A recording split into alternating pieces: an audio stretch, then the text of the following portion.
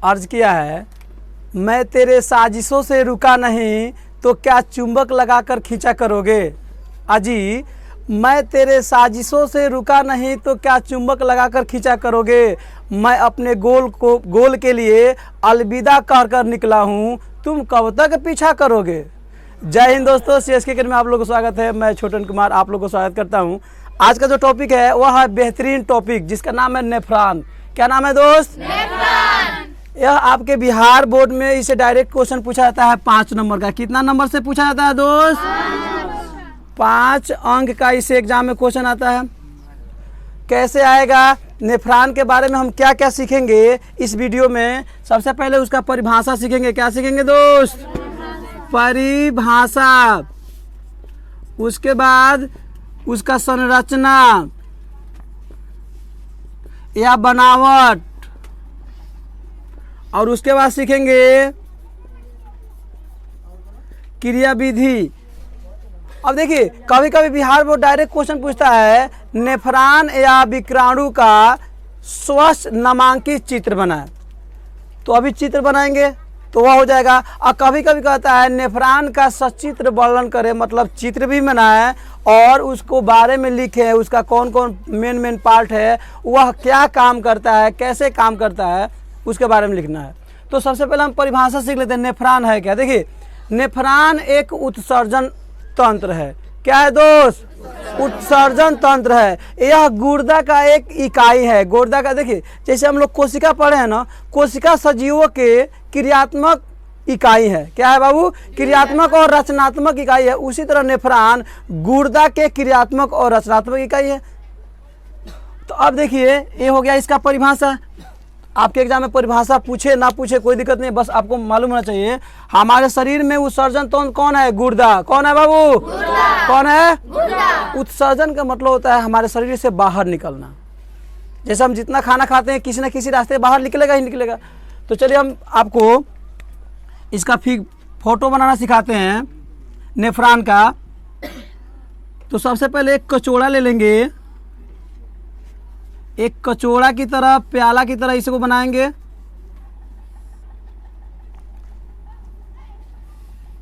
उसके बाद इसको डबल कर देंगे।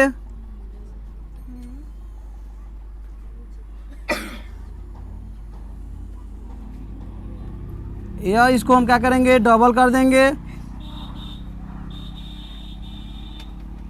और इसको थोड़ा नीचे लाएंगे।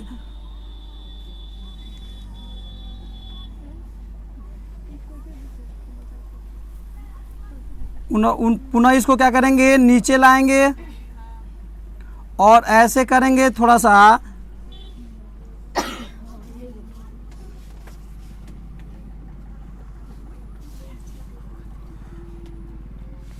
पुनः हम क्या करेंगे? इसको ऐसे करेंगे।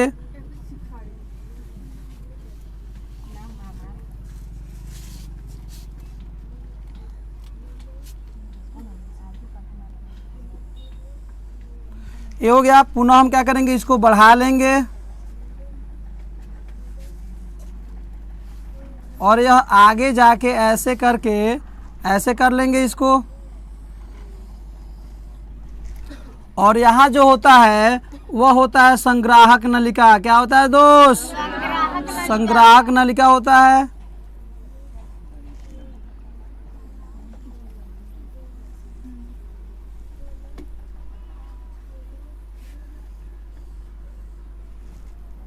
इसको ऐसे कर लेंगे। उसके बाद इस संग्राहक नलिका को ऐसे जोड़ देंगे।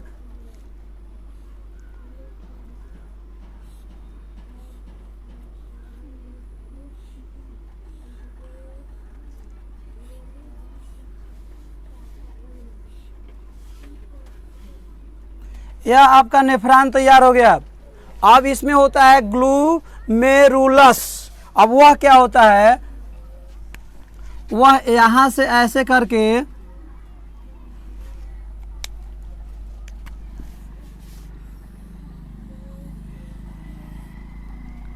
ऐसे होता है। इसको कहते हैं अभिवाही धमनियाँ। अभिवाही धमनियाँ, और इसको कहते हैं, इसको अपवाही धमनियाँ, अपवाही धमनियाँ। अब देखिए यह जो होता है इसको हम कहते हैं बोमेन संपुट। क्या कहते हैं दोस्त? बोमेन संपुट, बोमेन संपुट। इसको जो कहते हैं अंदर वाला, इसको कहते हैं ग्लोमेरुलस या ग्लोमेरुलस। थोड़ा सा आप लिख लेते हैं, ग्लोमेरुलस, या इसका दूसरा नाम है रक्त केशिका या केशिका रक्त, इसका दूसरा नाम है। चलिए आगे चलते हैं दोस्त। अब वो देखिए, अब यहाँ से देखो यह होता क्या है, अब इस एक एक करके सब समझा रहे हैं। पहले इसको हम नामांकित चित्र बना दें। यहाँ पर होता है, इसको हम कहते हैं कुंडलित नलिका, कुंडलित नलिका। यह देखिए यह उतर रहा है ना, तो यह जब उतर रहा है तो इसको कहते हैं, देखिए घट रहा है तो घटने वालों को क्या कहते हैं? डिसेंडिंग। क्या कहते हैं? तो डिसेंडिंग क्या कहते हैं? अवरोही। क्या कहते हैं बाबू? अवरोही। तो इसको कहेंगे हम, क्या कहेंगे बाबू? अवरोही नलिका। अब यह देखिए बढ़ रहा है कि घट रहा है? यह बढ़ रहा है, तो इसको हम कहेंगे बाबू अधिरोही, अधिरोही नलिका। यह जो होता है पतला वाला यू आकार के यहाँ से यहाँ तक, इसको कहते हैं हेनले के चाप, हेनले के चाप। अब खूब ध्यान से देखिएगा। अब यह हमारा आता है कि यहाँ पर इसको कहते हैं, इसको कहते हैं हम मूत्रवाहिनी नलिका।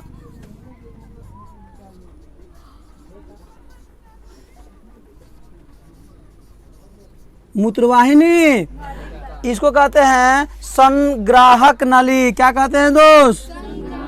इसको हम नाम देते हैं सामान्य संग्राहक नली, और इसके कहते हैं संग्राहक नली। इसको हम बोलेंगे संग्राहक,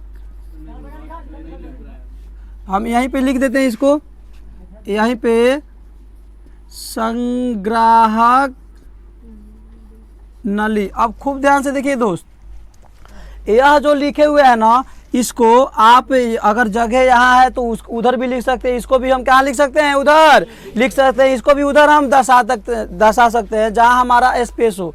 खूब ध्यान से देखिएगा, यह है नेफ्रॉन। अगर क्वेश्चन एग्जाम में आए कि नेफ्रॉन का स्वच्छ नामांकित चित्र बनाए तो ऐसे बनाइएगा, आपको 5 नंबर मिलेगा। पेंसिल से बनाइएगा। और क्रिया विधि को लिखें तो अब हम क्या करेंगे? सबका काम जानेंगे। एक है क्या? नेफ्रॉन करता क्या है? परिभाषा तो हो गया है। परिभाषा क्या हुआ कि नेफ्रॉन गुर्दा का एक इकाई है, संरचनात्मक और क्रियात्मक क्या है? इकाई है। कोई दिक्कत? अब देखिए, उसके बाद इसका संरचना हो गया, बनावट। अब इसका क्रिया विधि पे ध्यान देते हैं, इसका काम क्या होता है? यह रक्त का छानता है। किसका छान करता है बाबू? इसमें रक्त छानता है। क्या छानता है? इस ग्लोमेरुलस को केशिका रक्त भी बोला जाता है। क्या रक्त बोला जाता है बाबू? यह रक्त छनाता है, और उसी में से क्या होता है? छन के अपशिष्ट सब बाहर निकलते हैं, ऐसे आते हैं।